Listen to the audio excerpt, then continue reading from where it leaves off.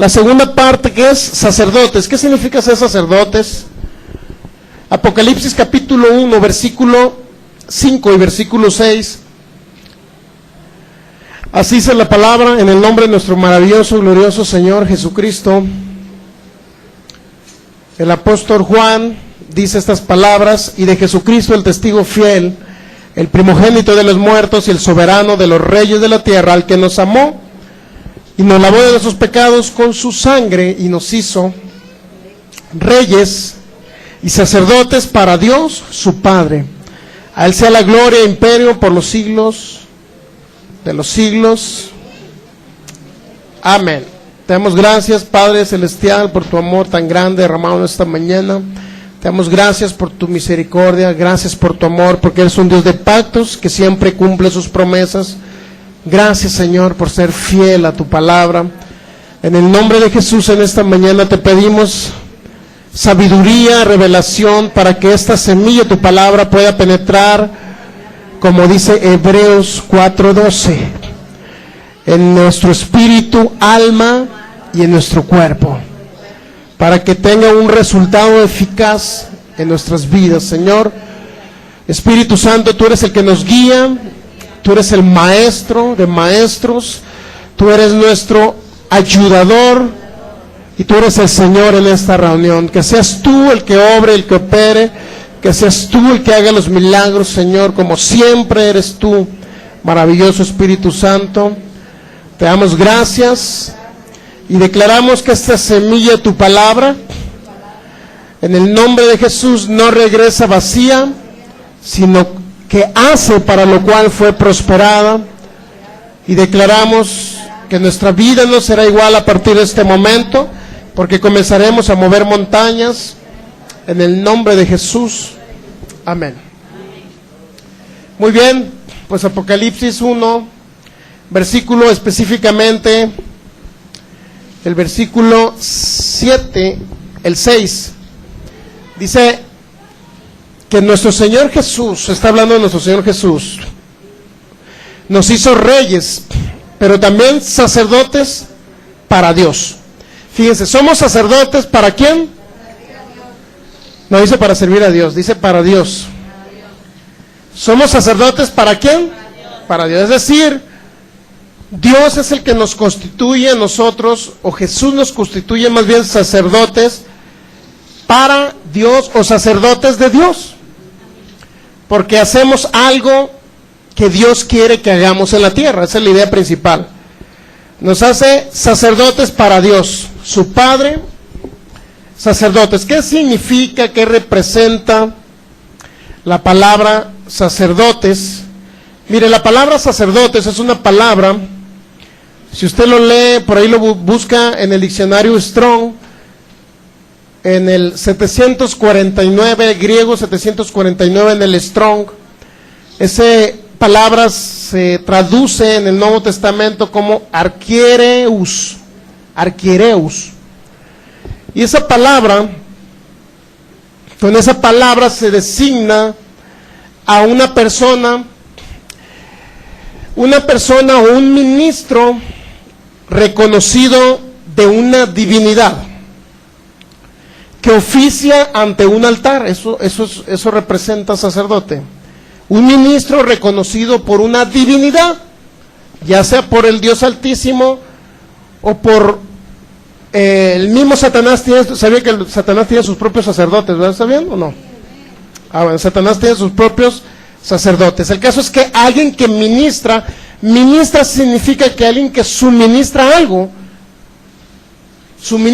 para una divinidad.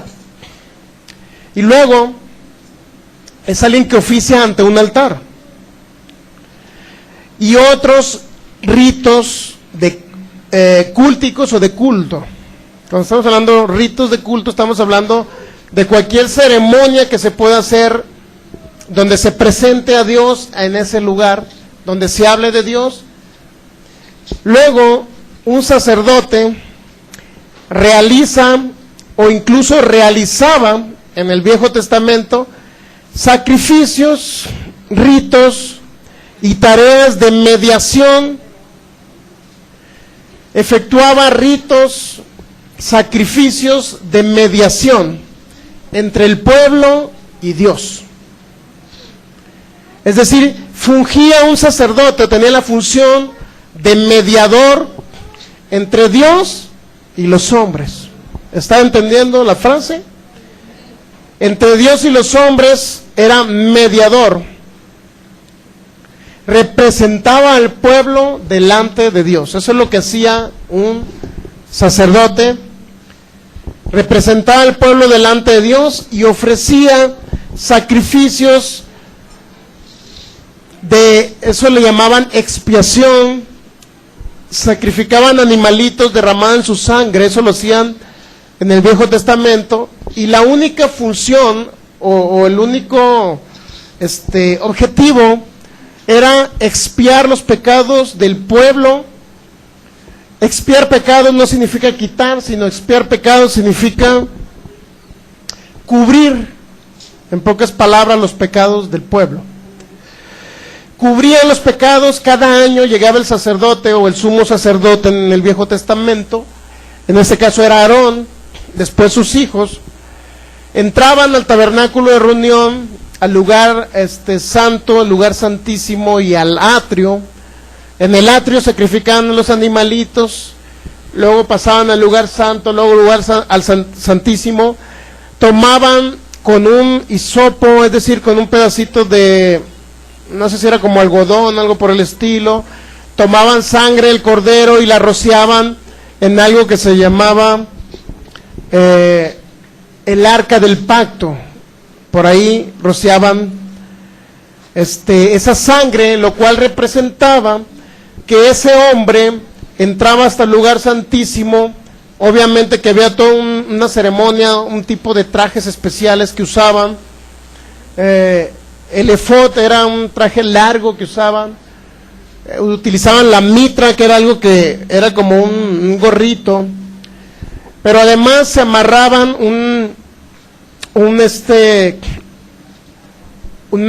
¿cómo se dice? Un cordón con una campanita para ver si entraba hasta el lugar santo, y si entraba sin purificarse, sin hacer todo el ritual, para ver si caía muerto o no caía muerto ante la presencia de Dios. No porque Dios lo matara, sino porque eran muertos espirituales, y al hacer un oficio ese tan importante, si no se santificaban ellos primero, podían caer muertos.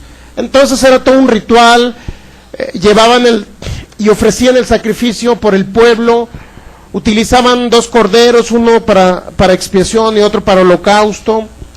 A un cordero lo sacrificaban en el altar, y a otro dice que lo enviaban al desierto, de tal manera que imponían las manos sobre ese cordero y declaraban los pecados. Es decir, por ejemplo, llegaba un judío, suponiendo que fuera el corderito, llegaba un judío y en la cabeza del cordero decía: soy un pecador porque en este año, durante todo el año, adulteré, forniqué,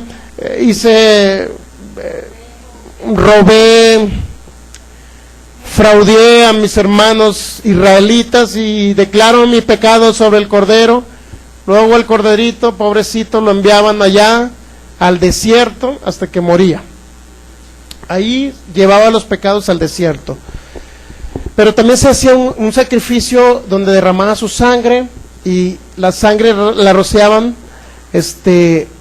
ahí donde estaba el arca del pacto.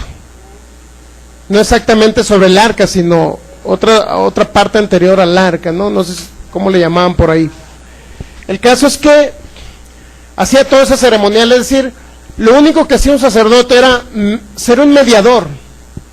Era alguien designado por Dios para mediar, es decir, para tomar y hacer ese acto de culto, o ese ritual, para poder que Dios cubriera los pecados del pueblo, y así sucesivamente, pero nunca los quitaba los pecados. Eso era algo que sucedía en el Viejo Pacto. Era alguien mediador. Pero sin embargo, llega nuestro Señor Jesús en el Nuevo Pacto y dice que Él es mediador de un nuevo pacto. ¿Se ha escuchado esa frase, verdad? Entonces Jesucristo también medió en el Nuevo Pacto como un sumo sacerdote. Él presentó la ofrenda no de un cordero, sino de Él mismo, ante Dios presentó su propio sacrificio, su propio derramamiento de sangre. ¿Ok? Entonces Jesús se le denominó mediador también en el Nuevo Pacto, así como mediaba a Aarón en el Viejo Testamento. Entonces, realmente un sacerdote, o la función de un sacerdote es mediar o fungir como intermediario entre el pueblo y Dios. Hasta ahí vamos bien, ¿verdad? Ok.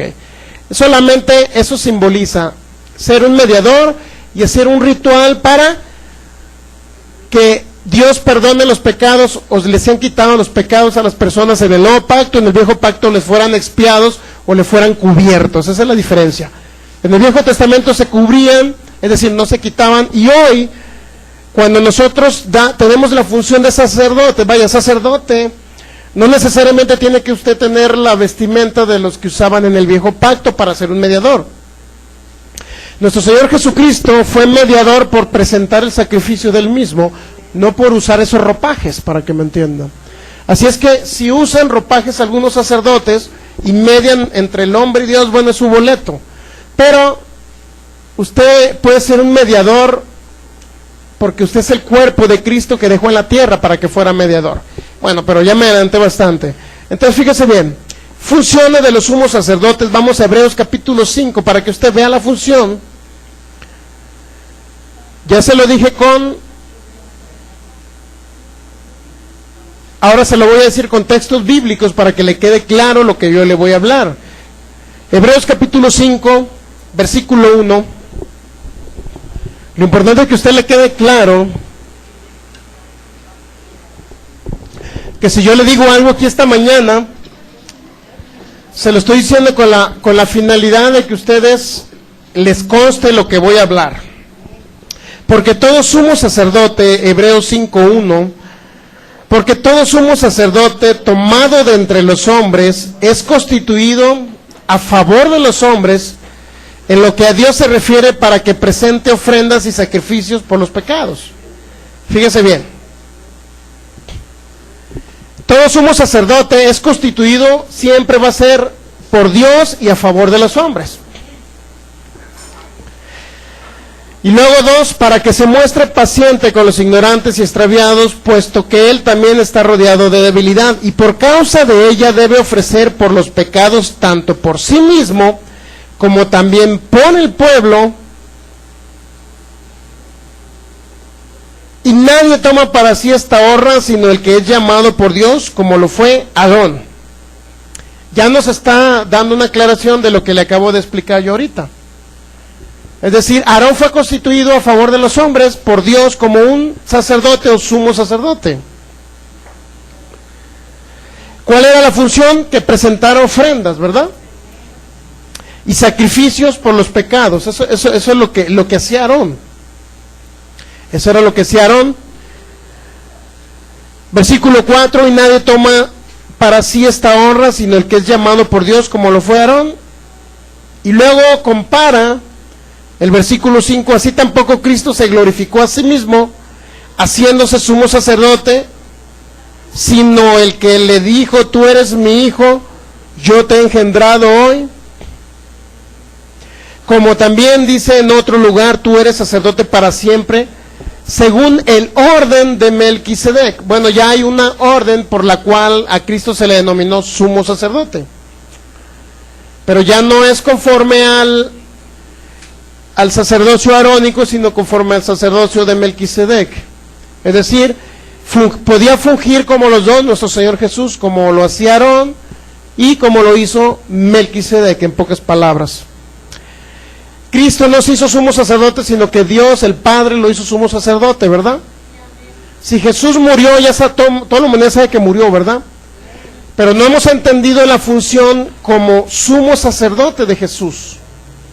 Entonces estamos de acuerdo que el sumo sacerdote es constituido para ofrecer sacrificios, ofrendas, como un acto de mediación entre pueblo y Dios. Era lo que hacía Aarón. Esa es la función.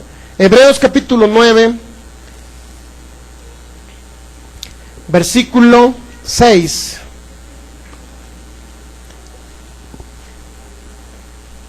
Si vamos a leer el versículo 1, mire, para que se dé cuenta, cuando usted lee el libro de los Hebreos, el apóstol Pablo se lo dirigió precisamente a los israelitas. La función es darles a entender los sacrificios que ellos hacían de corderitos, cómo funcionaban los sacerdotes del pueblo de Israel, de la descendencia de Leví,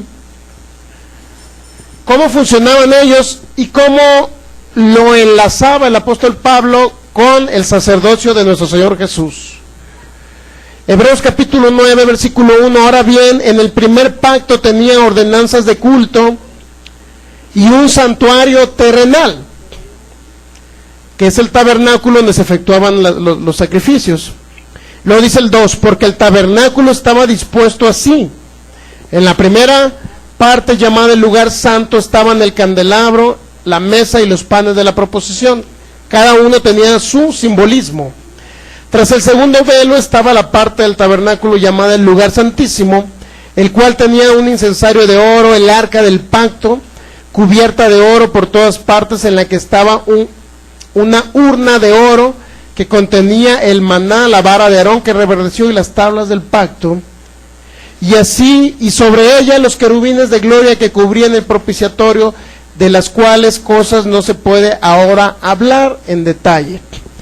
Y así dispuestas estas cosas, en la primera parte del tabernáculo entran los sacerdotes, fíjense, continuamente para cumplir los oficios de culto.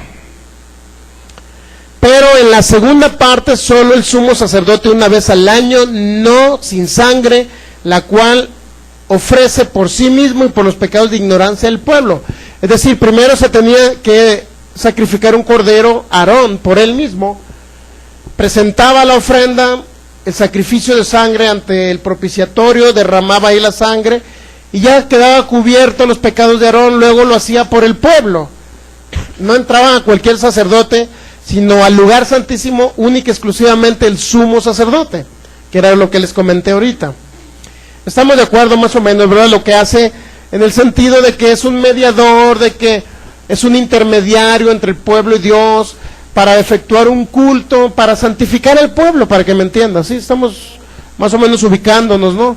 En lo que representa lo que hacía un sacerdote y la función. Ahora, ¿cómo fue el sacerdote Jesús o por qué? ¿O de qué manera puede compararse con Aarón o con Melquisedec? ¿En qué sentido? Bueno, vamos a ver el sacerdocio antes, en el Viejo Testamento, después de que Adán pecó, se comenzaron a hacer sacrificios de animales, ¿sí sabía? De corderos. La función principal era mostrarles a los antiguos, a nuestros antepasados, que no son los simios, porque si usted cree que son los simios, entonces los simios sacrificaban corderos. Pero ¿qué pecados iban a espiar de un simio si ni tiene conciencia? Digo, tendrá por ahí algunos sentimientos como los perritos, ¿no? Que nos aman y llegan y nos abrazan y todo, algunos. Pero ¿podrá tener una conciencia, un espíritu, un alma como un ser humano? Pues no. Así es que usted no viene del gorila. Y si usted viene del gorila, dígame para enviarlo al próximo circo que llegue a Guadalajara. ¿Verdad que no venimos del simio? Bueno, venimos de Dios, nacimos de Dios. Pero sin embargo, hay algunos científicos, los creacionistas, dicen que venimos del simio. Aún así nunca encontraron el eslabón, ¿verdad? Por eso le llaman el eslabón perdido, donde se quedó la cadenita en la cuestión de biológica, donde quedó la cuestión de las células. No son nada semejantes al ser humano, solamente en un porcentaje, pero hay un porcentaje donde no son similares. Bueno, pero ese es otro boleto, ¿no? Lo importante es que usted entienda que a usted nunca le va a salir un rabo. Eso es lo importante. Bueno, entonces fíjese bien. Nos quedamos que Génesis capítulo 8, de tal manera que sacrificaban, Génesis 8:20, sacrificaban animalitos después de la muerte de Adán para expiar o cubrir pecados. De tal manera que era una actitud donde Dios le dio esa instrucción, sabes que cúbranse los pecados mientras no llega Cristo. Pero también les simbolizaba que iba a venir el Mesías a morir por ellos. Eso representaban los corderitos. Les quería Dios dar a entender que venía Jesucristo a morir por ellos, pero no a cubrirles sus pecados, sino a quitárselos plenamente, a quitarle la naturaleza de pecado, para que no fueran muertos espirituales, sino hubiera un nuevo nacimiento espiritual en cada espíritu humano. Por eso es necesario que el que no tiene a Cristo Jesús, que le reciba en su corazón para que se dé el nuevo nacimiento espiritual. Nuevo nacimiento espiritual significa que el espíritu usted está separado con Dios. Usted cree en Jesús, cree que Dios lo levantó a los muertos, cree que derramó su sangre, y usted lo confiesa con su boca como el Señor de su vida, y le permite que entre a su corazón. Entra Jesús a su corazón y su espíritu renace. Eso es lo que dice la Biblia. Renace de tal manera que usted ya no es un muerto espiritual separado de Dios, sino que va al cielo cuando se vaya a esta tierra. Pero no nada más eso, sino que ahora es hijo de Dios con toda la herencia que Cristo ya les dejó. Por eso es necesario reconocer a Jesús como nuestro Señor. No lo va a lograr a través de Buda, ni lo va a lograr a través de Mahoma, ni de Confucio. Entonces, esto va más allá del nuevo nacimiento espiritual. Ok, Génesis capítulo 8, había sacerdocio que se le denominaba sacerdocio familiar, en pocas palabras. Familiar significa que antes de la ley de Moisés se sacrificaban animalitos, pero lo hacían no a través de un sacerdote designado por Dios, sino lo hacían por familias. Los corderos que se sacrificaron en Éxodo capítulo 12, donde viene la primer Pascua que hicieron los israelitas cuando salieron de Egipto, representaba que ellos estaban demostrando que los había hecho libres Dios. Sacrificaron corderos, rociaron sobre el dintel de las puertas de las casas, de tal manera que cuando pasó el destructor para destruir a los primogénitos de Egipto, que no fue Dios, entonces entró el ángel destructor y mató a todos los primeros niños nacidos de los egipcios, pero no fue Dios. ¿Estamos de acuerdo que no fue Dios? Eso ya lo vimos, las plagas de Egipto por ahí están en una serie que se llama Conociendo al Dios Soberano. En el disco 34, 35 y 36 viene por ahí un poquito sobre las plagas de Egipto, para que usted entienda que no fue Dios el que envió las plagas. Entonces, si vamos a Génesis, nos vamos a dar cuenta que sean sacrificios, pero por familias. Es decir, el padre de familia decía: voy a sacrificar un cordero para demostrar, en primer lugar, entender que Dios me quería dar a entender que Jesús iba a venir como un cordero para morir por nosotros, y segundo, para cubrir los pecados de mi familia. Era lo que hacían. Y eso lo vamos a ver en Éxodo capítulo 8, les dije el versículo ¿qué? Perdón, Génesis 8, en el versículo 20, mire, vamos a encontrar, después de que Noé, sucedió todo lo que es el diluvio y todo ese asunto. En el capítulo 6 viene lo del diluvio, en el 7, que no fue Dios tampoco el que envió el diluvio, por cierto. Luego llega el capítulo 8, sale Noé del arca, y dice en el versículo 20 que edificó Noé un altar a Jehová, y tomó de todo animal limpio y de toda ave limpia y ofreció holocausto en el altar. Es decir, tomó animalitos, y ofrecer un holocausto representa, en pocas palabras, que los mataban y aparte los quemaban. Los quemaban. Y eso simbolizaba a Jesús, porque Jesús también tenía que ser quemado en un lugar llamado el infierno, donde tenía que ir a sufrir por nosotros. Entonces eso representaba que hacían holocaustos de animalitos representando eso, pero también los ofrecían, los quemaban, y dice que ese olor era como un olor fragante a Dios. Eso representaba esos animalitos quemados. Dice que subía a la presencia de Dios. ¿Por qué sacrificaban animales? En primer lugar, para expiar los pecados de la propia familia, porque era la finalidad principal. Vamos a encontrar ahí un sacerdote a Noé, pero como un sacerdote familiar, no de un pueblo, como era el pueblo de Israel, como lo hizo Moisés y como lo hizo Aarón. Era diferente. Entonces vamos a Éxodo capítulo 24, el sacerdote Moisés ahora actuando en esta, después de que Dios le dio la ley, o antes incluso de la ley. Éxodo capítulo 24, antes de que fuera Aarón constituido como sumo sacerdote. Éxodo 24, Dijo Jehová a Moisés: sube ante Jehová tú y Aarón, Nadab y Abiú y 70 de los ancianos de Israel, y los inclinaréis desde lejos. Pero Moisés solo se acercará a Jehová, y ellos no se acerquen ni suban el pueblo con él. Versículo 3, Éxodo 24, versículo 3. Y Moisés vino y contó al pueblo todas las palabras de Jehová y todas las leyes, y todo el pueblo respondió a una voz y dijo: haremos todas las palabras que Jehová ha dicho.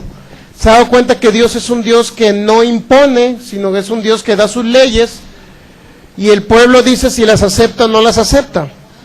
Asimismo, actualmente Jesús trajo la palabra de Dios, trajo, se podría decir, sus estatutos, trajo sus mandamientos. Nuestro Señor Jesús habló sobre el nuevo pacto, pero Él dice que cada quien debe aceptar o rechazar eso, así como aceptan y rechazan a Jesús, nuestro Señor. Hay muchas personas que usted le habla de nuestro Señor Jesús y lo ven como religión esto, pero esto no es religión. Yo la verdad, nunca he visto esto como religión. Lo he visto como reino de Dios aquí en la tierra, manifestándose con poder y autoridad. Es decir, no estamos en una religión, estamos en un reino.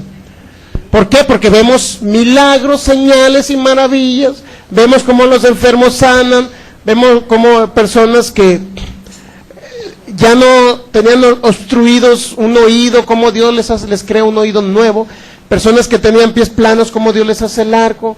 Es decir, no estamos en una religión, estamos en un reino.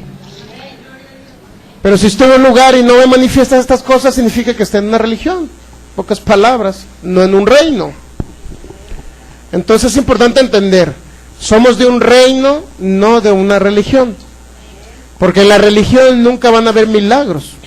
Por lo menos yo estuve en 2 religiones antes de llegar a conocer el reino, nunca vi milagros. Ni en una ni en otra. Eran 2 religiones diferentes donde estuve y no vi milagros. Pero cuando entendí el reino de Dios, ahora sí empecé a ver milagros. Entonces es importante que entendamos esto. Dios, haremos las palabras que Jehová ha dicho. Usted puede aceptar esta palabra o rechazarla, ¿verdad? Pero si usted dice yo acepto y hago todas las palabras, bueno, entonces usted recibirá la bendición de Dios. Podrá ver manifiesto el poder de Dios en su vida. De tal manera que, dice el versículo 7, tomó el libro del pacto y lo leyó a oídos del pueblo, el cual dijo: haremos todas las cosas que Jehová ha dicho y obedeceremos. Es importante no nada más escuchar la palabra, recibirla, sino obedecer la palabra que se escucha. De tal forma que llegamos al versículo, en el 5 usted podrá ver algo muy importante. Dice, envió, estamos en Éxodo 24, 5, para que no se pierda. Y envió jóvenes de los hijos de Israel, los cuales ofrecieron holocaustos, becerros, como los sacrificios de paz a Jehová.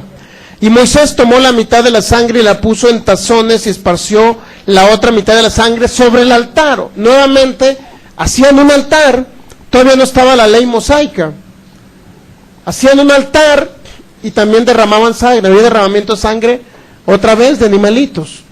Y rociaban la sangre sobre el altar, que representaba que había una mediación. Moisés ya estaba mediando por el pueblo de Israel, aún antes de que se estipulara la ley de Moisés. Es decir, Moisés fungió como sumo sacerdote intermediario entre Dios, entre el pueblo y Dios. Fungió como alguien que intercedía por el pueblo de Israel. Empezó a adorar ídolos y Moisés le dijo: Señor, ten misericordia de ese pueblo. Y el pueblo empezaba a desobedecer a Dios, y Moisés decía: Señor, ten misericordia de ese pueblo. ¿Cómo fue nuestro Señor Jesús? ¿Qué es lo que hace ahora a través del poder del Espíritu Santo y a través de nosotros que somos su cuerpo? También somos, en pocas palabras, nosotros hacemos las veces que hizo nuestro Señor Jesús cuando anduvo hace más de 2000 años sobre la tierra. Es decir, fungimos también de esa manera. Llevamos la palabra para reconciliar a Dios con los hombres. Al revés, a los hombres con Dios. Entonces vemos ahí el sacerdocio de Moisés. Pero ahora vamos a ver el sacerdocio de Aarón. Fíjense lo que hacía en Éxodo 28, poco más adelante, unas 3 hojas más adelante. Éxodo 28, versículo 1. Aquí nos estipula sobre las vestiduras de los sacerdotes. Dice: harás llegar delante de ti a Aarón, tu hermano, y a sus hijos, consigo de entre los hijos de Israel, para que sean mis sacerdotes a Aarón, a Nadab, a Abiú, Eleazar e Itamar, hijos de Aarón. Fíjese, Dios ya estipuló un sacerdocio a través de la descendencia de Aarón, ¿verdad? Ya no fue Moisés, ahora iba a ser Aarón. ¿Por qué? Porque ya había leyes estipuladas en un se podría decir, en un testamento donde Dios habló de leyes por los cuales él determinaba sacerdotes para que mediaran entre el pueblo y Dios y pudieran cubrir los pecados del pueblo y el pueblo no muriera antes de tiempo. La idea de que el pueblo de Israel no muriera a corta edad, esa era la idea de cubrir los pecados. ¿Sí sabía que esa era la función? Esa era la función. Por eso había sacerdotes autorizados para entrar al lugar santísimo y llevar la sangre y decir, ahora aquí los pecados del pueblo ya fueron expiados y aquí te traemos la sangre del cordero. Por lo cual el pueblo quedaba, en pocas palabras, limpio de pecado, pero porque sus pecados solamente fueron cubiertos para que Satanás no llegara y los destruyera por el pecado. Porque si alguien estaba pecando y vaya, no había sido expiado sus pecados, era fácil que Satanás llegara con una lepra, porque en esa época había mucha lepra, ¿y sabía? Había muchísima lepra en esa época. A los leprosos los mandaban fuera de la ciudad. Entonces había personas que por el pecado que tenían, la lepra venía, es decir, Satanás venía y los dañaba. Y era la idea de hacer sumos sacerdotes o sacerdotes con la finalidad de que pudieran cubrir el pecado de las personas y no murieran antes de tiempo, no viniera una enfermedad incurable. Estamos captando, ¿verdad? Muy bien, Levítico 16. Aquí viene lo que hacía Aarón. Levítico 16. Vamos a encontrar lo que hacía Aarón como sumo sacerdote. Dice, habló Jehová a Moisés después de la muerte de los hijos de Aarón, cuando se acercaron delante de Jehová y murieron, y Jehová dijo a Moisés, di a Aarón tu hermano que no en todo tiempo entre en el santuario detrás del velo delante del propiciatorio que está sobre el arca para que no muera, porque yo apareceré en la nube sobre el propiciatorio. Fíjense, habían muerto los hijos de Aarón, 2 hijos de Aarón que fungían como sacerdotes murieron. ¿Por qué cree que murieron? Porque dice que ofrecieron fuego extraño. Fuego extraño representaba, en primer lugar, que no sacrificaron lo que tenían que sacrificar para Dios. Para sacrificarle a Dios un animalito tenía que ser sin defecto. Tenía que ser como Dios lo había dicho. Hay una serie de cosas que iban a sacar de los animalitos para quemarlos. Pero esos animalitos no tenían que llevar un cojo, no tenían que llevar un corderito ciego, no tenían que llevar defectuosos. Porque eso representaba que le daban a Dios lo último y no lo primero. No eran de los primeros, por lo tanto no hicieron el proceso como deberían de hacerlo estos hombres, Nadab y Abiú, hijos de Aarón, y murieron, no porque Dios los haya matado, sino porque murieron al presentar una sangre que no era una sangre de corderos limpios. Por consecuencia ellos quisieron engañar a Dios diciendo sacrificamos animalitos, aunque fueran defectuosos, llevamos la sangre y Dios no las va a aceptar. Es tan bueno que nos los va a aceptar. Entonces, en pocas palabras, ellos le dieron lugar al diablo y entraron ante la presencia de Dios con esa situación. Por lo tanto, ante la majestuosidad, poderío de nuestro Señor, no porque Dios los haya matado, sino que ellos entraron incorrectamente, por decirlo así, entraron en pecado. Y cayeron muertos ante el poder de Dios, no porque Dios los matara, nuevamente explico, sino porque ellos llevaban algo que se llamaba pecado, y automáticamente cayeron muertos. Entonces no porque Dios ande matando personas, Dios no mata a nadie, sino en el viejo pacto era muy estricto en ese sentido, que tuvieran mucho cuidado los sacerdotes, porque al impactar el cuerpo de ellos, que no se purificó correctamente, pero al impactar en la presencia de Dios, prácticamente quedaban fulminados. Está como si usted le dicen, hay un fuego, es un ejemplo muy similar. Se está encendiendo una casa, de repente le dice usted, como bombero, tiene que entrar con el traje idóneo para que no se queme su casco, y hay trajes especiales para el fuego, ¿sí o no? hay trajes especiales para el fuego. Entonces usted tiene que entrar y aunque estén las llamaradas y lo toquen, no le va a pasar nada porque son trajes especiales para el fuego. Pero ¿qué pasa con el bombero negligente que dice, no me importa, yo voy a pasar así como esté, que al cabo las llamas no me van a tocar?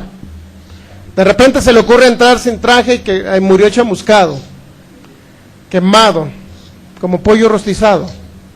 ¿Qué pasó ahí?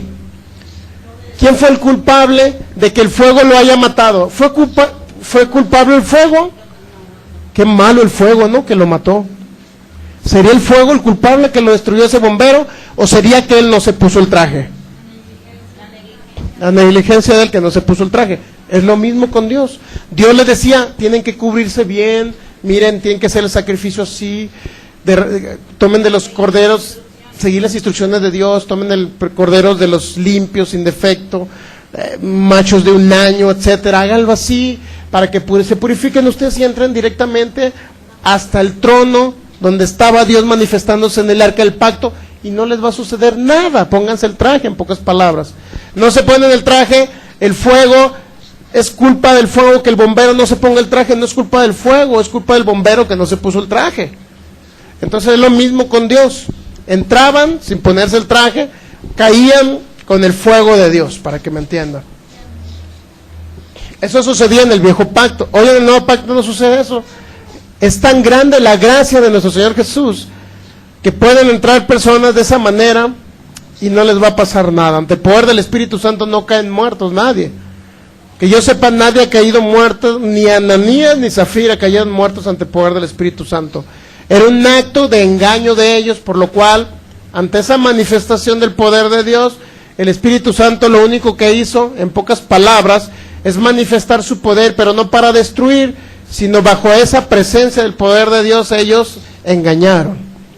Pero no era única vez, sino que ya una serie de engaños, por lo cual Satanás vino y los destruyó. Entonces, fíjese bien, es importante entender eso. Si vamos y le seguimos leyendo Levítico 16, versículo 1, ya leímos versículo 1, ¿no? Jehová dijo a Moisés, versículo 2, Levítico 16, 2, le dijo Jehová a Moisés, di a Aarón tu hermano que no en todo tiempo entre en el santuario, detrás del velo, delante del propiciatorio que está sobre el arca, para que no muera, porque yo apareceré en la nube sobre el propiciatorio. ¿Por qué, si Dios hubiera querido matar personas, por qué les avisaba que no quería Él que murieran? ¿Verdad?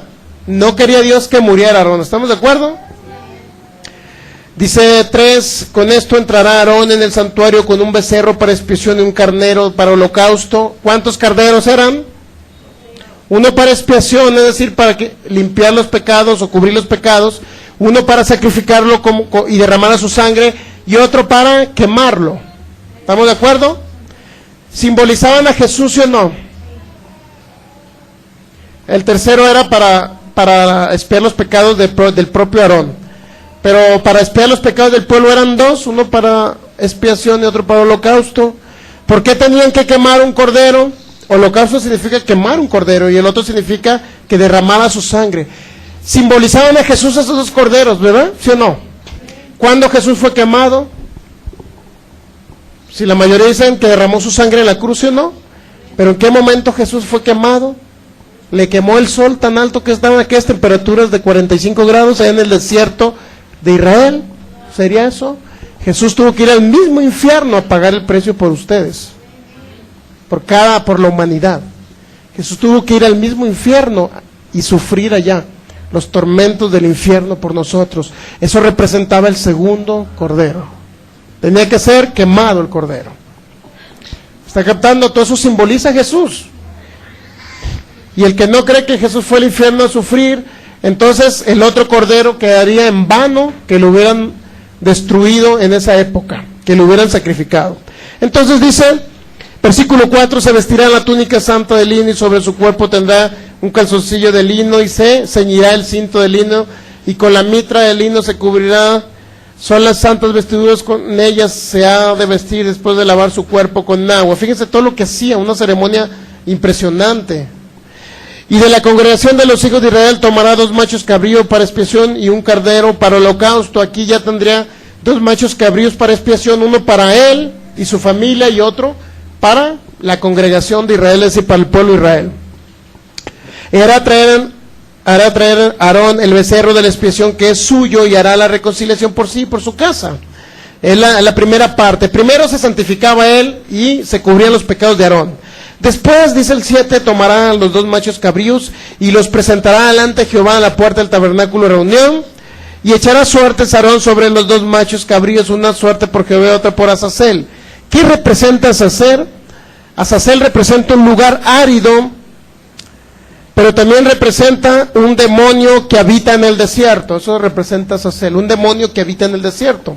Esto es, cuando dicen que se echaba suerte por 2 corderos, una por Jehová y otra por Azazel, era que un cordero tenía que ser para expiación sacrificado, para derramar sangre, para expiar los pecados, y otro cordero era por Azazel, que representaba un demonio que habitaba en el desierto. Es decir, el otro corderito tendrían que enviarlo al desierto, donde iba a ser torturado por demonios.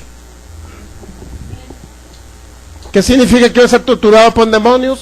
Que nuestro Señor Jesús, por el pecado que tomó, no de él, porque él nunca pecó, cuando anduvo 33 años sobre la tierra, él fue limpio, sin mancha, sin contaminación, nunca se metió con la hermana Magdalena, como dicen los del Código Da Vinci. Representan un retrato de la Santa Cena, y ponen a una mujer recargada en el cuerpo de Jesús. Se le ocurrió a Da Vinci hacer una pintura de ese tipo, como si hubiera tenido una alucinación Da Vinci. Obviamente que no era una visión de Dios, sino una alucinación del diablo, donde vio una mujer recargada con Jesús y dijo, es María Magdalena, porque nada más se le ocurrió. Y ya la mayoría que leen el Código Da Vinci, hasta un niño de 7 años, le dijo a mi esposa, esa es María Magdalena, que era la amante de Jesús. Porque se le ocurrió a Da Vinci. Y ahí está todo el mundo creyendo que nuestro Señor Jesús fue un cordero que sí pecó realmente. Y digo, no era pecado el problema es que no era pecado casarse, el problema es que dicen que vivió en fornicación con ella, pues, para que me entienda, porque Jesús nunca se casó, no está registrado. Entonces, si no se casó, significa que fornicó con María Magdalena, lo cual sí es pecado. No en sí el matrimonio, ¿no? El matrimonio no es pecado. Pero si nuestro Señor Jesús se metió con María Magdalena, entonces eso sí era fornicación y se denominaba pecado en la ley de Moisés y actualmente también. De tal manera que no hubiera sido un cordero sin mancha y sin contaminación, limpio, para expiar los pecados de todos nosotros. Hubiera sido un cordero sin defecto, por lo cual de nada hubiera servido un cordero así. Entonces desprestigian a nuestro Señor Jesús como cordero, diciendo que se metió con María Magdalena, es decir, que fornicó. Y de ahí viene la descendencia de una mujer que anduvo en esa mentada película y dice que fue de la descendencia de Jesús y María Magdalena. Hágame usted el favor. Entonces, ¿qué era lo que hacía el cordero? ¿Qué es lo que hacían con estos corderos? Levítico 16, versículo 7, tomarán los 2 machos cabríos, los presentará delante de Jehová a la puerta del tabernáculo de reunión, echará suertes Aarón sobre los 2 machos cabríos, una suerte por Jehová, otra por Azazel, y hará traer Aarón el macho cabrío sobre el cual cayere la suerte por Jehová, y lo ofrecerá en expiación. Mas el macho cabrío sobre el cual cayere la suerte por Azazel, lo presentará vivo delante de Jehová para hacer la reconciliación sobre él, para enviarlo a Azazel al desierto, y hará traer a Aarón el becerro que era para expiación suya, y hará la reconciliación por sí y por su casa, degollará en expiación al becerro que es suyo. Después tomará el incensario lleno de brasas de fuego del altar delante de Jehová, etcétera, etcétera. Versículo 15, después degollará el macho cabrío en expiación por el pecado del pueblo y llevará la sangre detrás del velo adentro, y hará de la sangre como hizo con la sangre del becerro y la esparcirá sobre el propiciatorio delante del propiciatorio. Así purificará el santuario a causa de las impurezas de los hijos de Israel. Y luego dice más adelante,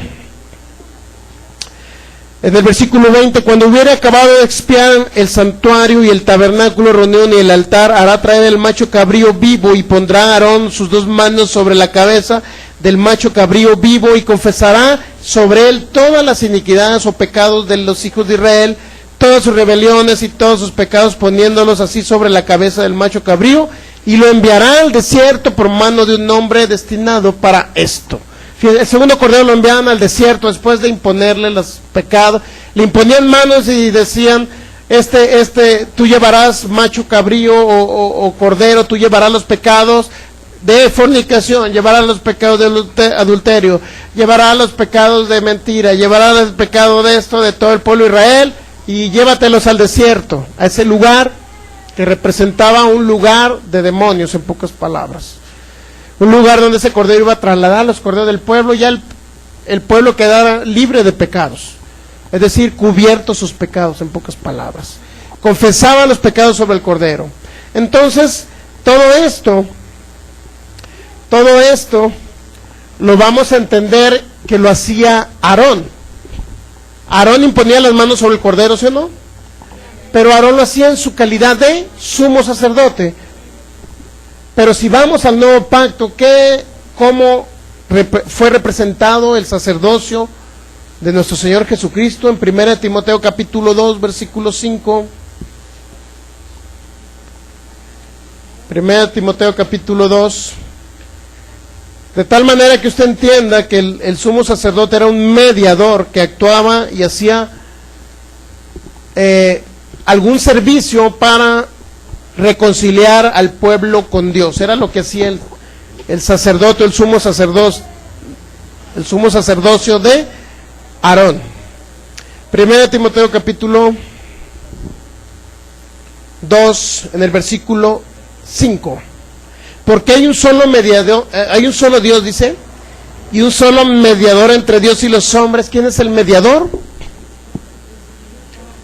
¿Quién es el mediador entre Dios y los hombres? Jesucristo. ¿Jesucristo es mediador actual o fue mediador cuando fungió como sumo sacerdote? ¿Cómo la ve usted? Jesucristo fue mediador porque presentó su propia ofrenda en sacrificio por los pecados de la humanidad, pero ¿es mediador actualmente Jesús? Sí, pero en una sola parte. Ahorita lo vamos a ver, fíjense. Entonces, si vamos a Hebreos capítulo 2, ahí comienza nuevamente en los Hebreos. Pablo les habla a los israelitas que hay un sumo sacerdote, es decir, los sacerdotes de la descendencia de los fariseos ya no son los sacerdotes, les quiere decir en pocas palabras nuestro Señor Jesús. Hebreos capítulo 2, versículo 17. Por lo cual debía ser en todo semejante a sus hermanos. ¿De quién está hablando? De nuestro Señor Jesús. Si lee Hebreos 2, 14, ahí se va a dar cuenta.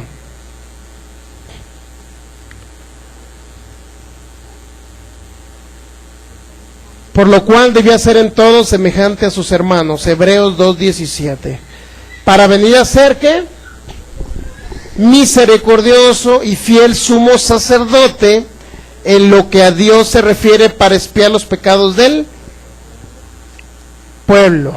Pues en cuanto él padeció siendo tentado, es poderoso para socorrer a los que son tentados. Entonces, ¿qué venía a ser nuestro Señor Jesús? Sumo sacerdote en lo que a Dios se refiere. ¿Para qué? Para expiar los pecados.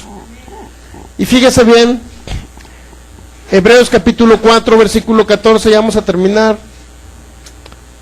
No con el tema porque lo vamos a dejar a medias, pero Hebreos 4, 14. Por tanto, teniendo un gran sumo sacerdote que traspasó los cielos. ¿Quién fue el que traspasó los cielos? Jesús, Jesucristo Dios o Jesucristo el Hijo de Dios. Entendamos hay una diferencia. Jesucristo Dios manifestado en carne, pero Jesucristo anduvo sobre la tierra 33 años como el Hijo de Dios. Por consecuencia, por tanto, teniendo un gran sumo sacerdote que traspasó los cielos, Jesús el Hijo de Dios, retengamos nuestra profesión. Entonces tenemos un sumo sacerdote ¿Cuál fue la función de ese sumo sacerdote? ¿Traspasar qué? Aarón traspasaba hasta el lugar santísimo, el velo, en pocas palabras, lo traspasaba Aarón. Sí sabía que lo traspasaba Aarón, ¿verdad?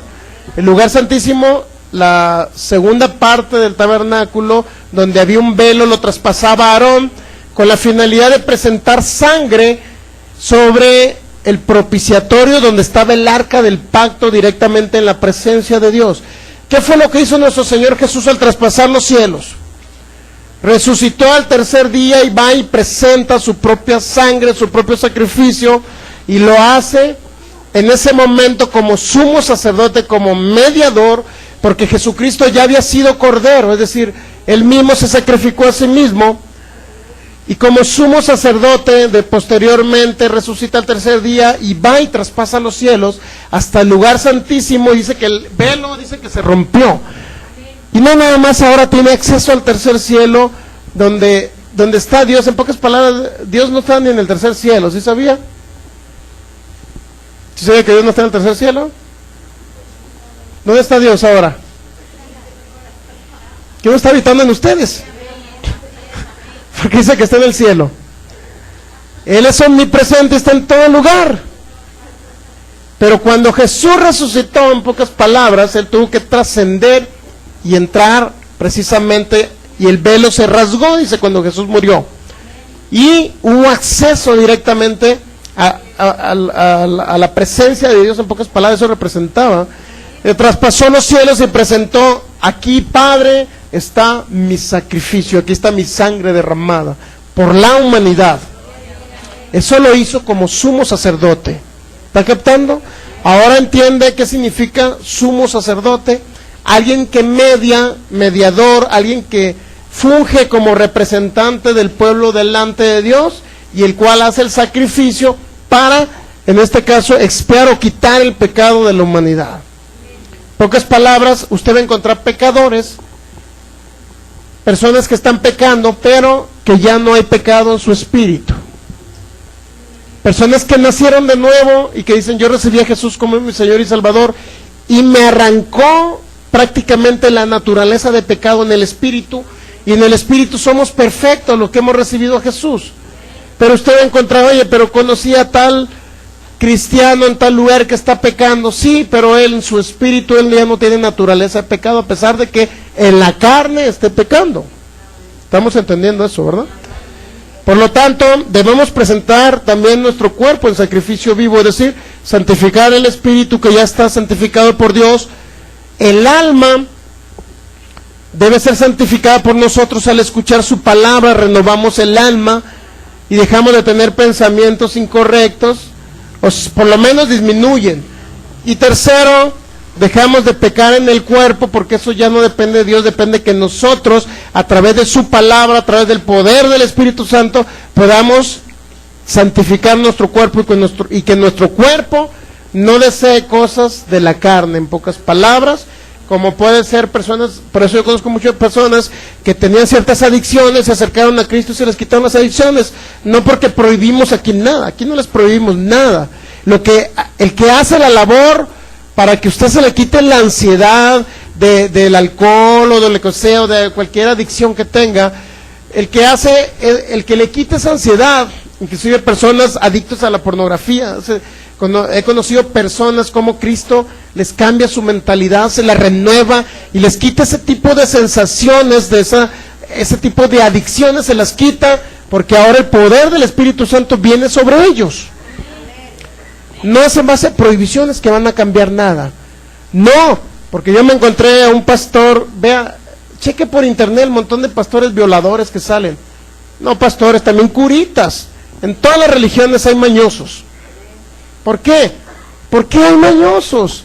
Porque no se han dejado ministrar ni santificar por el Espíritu Santo y por la palabra que nos lava y nos limpia.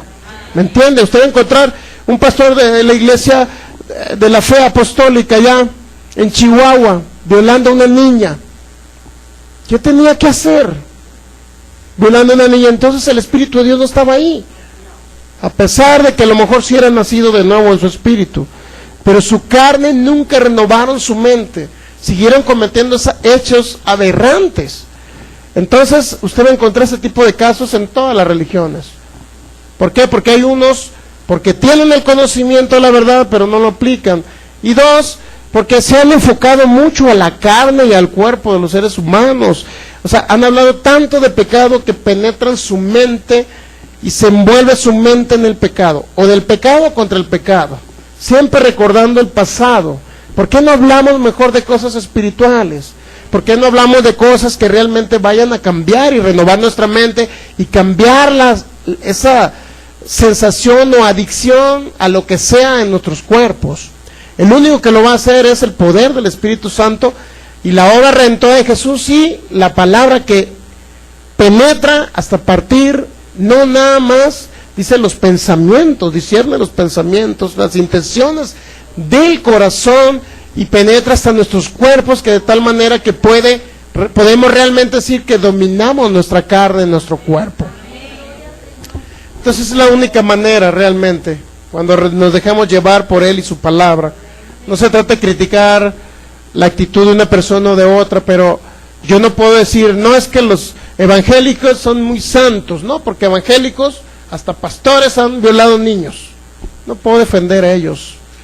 No puedo criticar tampoco a la otra religión donde también, o sea, en todos lados. Pero realmente esto viene de una actitud de amor a Dios, por lo cual vamos a dejar ese tipo de cosas. Una actitud de amor a su palabra, una actitud de amor hacia el Espíritu Santo, una actitud de dejarnos llevar por la ministración, por la guianza y por el poder del Espíritu Santo. Es lo que nos va a hacer cambiar realmente. No, ni un ser humano nos va a cambiar. Por consecuencia, ni una prohibición nos va a cambiar. Lo que nos va a cambiar realmente es ese amor a Cristo, el escuchar las cosas espirituales. Esto que estamos escuchando es algo espiritual, que Jesús traspasó los cielos como sumo sacerdote, presentó su propia sangre como cordero y dijo, Padre, he aquí yo hice el sacrificio por la humanidad completa, he aquí mi sangre fue derramada y te la presento delante de ti, para decir que la humanidad ahora ya no tiene el pecado, yo ya lo he quitado el pecado. Pero la gente pregunta, pero hay pecadores y sicarios matando gente. ¿Por qué Juan el Bautista dijo, he aquí el Cordero de Dios que quita el pecado del mundo? Pero si hay asesinos y violadores, ¿pero por qué Juan el Bautista dijo, he aquí el Cordero de Dios que quita el pecado? Si entonces Jesús no quitó el pecado, dicen los judíos. No que iba a quitar el pecado, dicen los judíos. Si Juan el Bautista dijo que era el Cordero que iba a quitar el pecado, ¿por qué siguen los pecadores? Porque única y exclusivamente Jesús vino legalmente a quitar lo que se llamaba naturaleza de pecado en los seres humanos. Vino para que los seres humanos renacieran en su espíritu y ya no hubiera espíritus separados del Padre con naturaleza de pecado que se fueran al infierno. Al contrario, vino para que aquel que en él creyese no se perdiera, mas tuviera la vida eterna. Para eso vino Jesús. Entonces usted va a encontrar pecadores igual que en su espíritu están santificados, pero en su cuerpo pecando. Igual se van a encontrar personas que también se encuentran con naturaleza de pecado, no han nacido de nuevo y también pecando. Sin embargo, esa no es culpa de Cristo. Cristo ya quitó el pecado por su sacrificio perfecto, pero usted va a encontrar pecadores. ¿Me explico? Legalmente Dios ya pagó el precio por todos, pero aquel que viene y se acerca a Cristo, entonces aquel dice, inmediatamente que usted recibe a Jesús como su Señor, inmediatamente Él dice, ahora usted es santificado por la sangre de Jesús. Inmediatamente su espíritu nace de nuevo, al entender el sacrificio de Jesús, entonces usted nace de nuevo y su espíritu ya no es pecador, aunque independientemente que su cuerpo le pida cosas, ¿me entiende? Independientemente que el cuerpo le pida cosas, su espíritu es santificado y santo delante de Dios. Muy bien, pues vamos a continuar en la siguiente domingo con esto, porque es un tema un poquito extenso, pero para que usted entienda el sacerdocio de Jesús. Por lo pronto usted ya entendió que Él era mediador, o fue mediador hace más de 2000 años, fue mediador Jesús, porque Él presentó la ofrenda y el sacrificio y la sangre de Él mismo delante de Dios. Traspasó los cielos después de su sacrificio al tercer día, traspasó los cielos y luego anduvo 40 días con sus discípulos después de ascender al cielo. Entonces, si gusta ponerse de pie para hacer esta pequeña oración y darle gracias a Dios. Te damos gracias, Señor Jesús. Gracias, Señor, porque eres fiel a tu palabra. Gracias por tu sacrificio completo y perfecto. Gracias, Señor, porque tú presentaste tu sangre por nosotros, como una ofrenda en sacrificio por cada uno de nosotros, en olor fragante para nuestro Padre Celestial. Porque tú fuiste nuestro mediador, tú fuiste el sumo sacerdote que decidió sacrificarse a sí mismo, derramando su sangre y dando su vida en propiciación por nuestros pecados. Gracias porque pagaste el precio completo, Jesús. Porque no nada más moriste en una cruz, Señor, crucificado. No nada más derramaste su sangre, sino también te cayó toda maldición. Esas 3 horas de tinieblas representaban que mi pecado y el pecado de la humanidad ahí estaban cayendo sobre ti, Jesús. Un cordero sin contaminación y sin mancha. Un cordero sin ningún pecado, fue el que pagó el precio por nosotros. Eres tú, Señor Jesús. Gracias, Señor. Gracias porque eres nuestro mediador. Fuiste nuestro mediador y tú intercediste ante el Padre por nosotros. Pero lo hiciste presentando esa ofrenda maravillosa, ese cordero inmolado que fue derramando su sangre por nosotros. No ha habido otro cordero tan santo como tú, Señor. Gracias porque tú pagaste el precio, no nada más para que nos fuéramos al cielo. Tú también pagaste el precio por la enfermedad, porque también te cayó esa maldición en esas 3 horas de tinieblas. Tú pagaste el precio no nada más por la salvación y por la sanidad de nuestros cuerpos, también lo pagaste por la pobreza, Señor, para que no sigamos pobres en esta tierra, porque tú dijiste, tú has venido a predicar el Evangelio, las buenas nuevas a los pobres, y esas buenas nuevas es que tú vas a llevar la maldición de la pobreza, Señor, que entró a través de Adán. Por eso te damos gracias, Jesucristo, porque eres el Cordero inmolado, eres el Cordero sacrificado. Lo hiciste por amor a mí, dígale usted, lo hiciste por amor a mí. Sabemos que moriste por toda la humanidad, pero hoy lo hago personal, Señor, y digo que moriste por mí, para rescatarme, Señor, del mundo y de las tinieblas, para rescatarme de Satanás, para darme la victoria, para que sea de larga vida sobre la tierra, para que pueda ver tu gloria aquí en la tierra de los vivientes. Gracias, Jesús. Gracias, mi Señor, porque tú llevaste todo lo malo, Señor, toda maldición, toda enfermedad. Gracias porque nos ha regresado el reino. Gracias, Señor, porque eres el sumo sacerdote, pero también dice tu palabra que nos has hecho sacerdotes aquí en esta tierra. Entendemos esa palabra, Señor, y por ello en el nombre de Jesús nosotros podemos interceder por la humanidad como si tú, Padre, rogaras por medio de nosotros.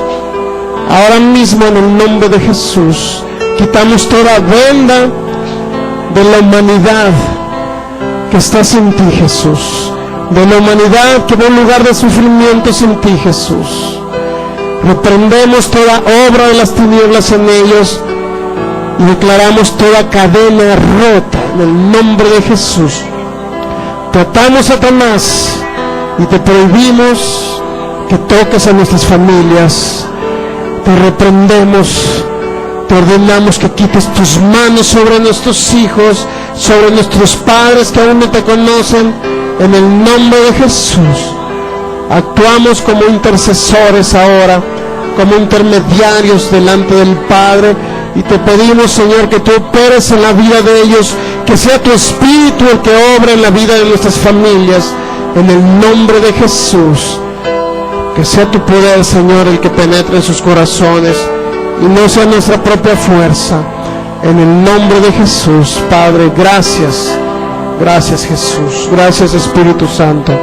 Den un fuerte aplauso al Señor. Gracias, Señor. Te damos un fuerte aplauso porque tú mereces la honra. Maravilloso sumo sacerdote, maravilloso intermediario y mediador entre Dios y los hombres. Si hay algún enfermo, ¿hay alguien enfermo?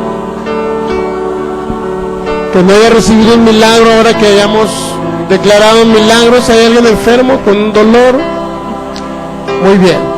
Vamos a hacer esta oración por si alguien quiere repetirla. Cierre sus ojos ahí en el lugar donde está. Esta oración es para que usted reciba a Jesús. Si uno se lo ha creído en su corazón, Él entrará ahora en su corazón.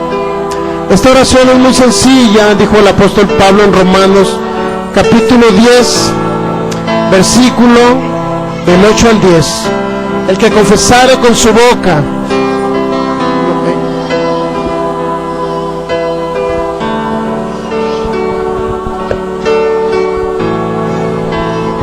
dijo el apóstol Pablo en Romanos capítulo 10, el que confesare con su boca que Jesús es el Señor y creyere en su corazón que Dios lo levantó de entre los muertos, entonces será salvo.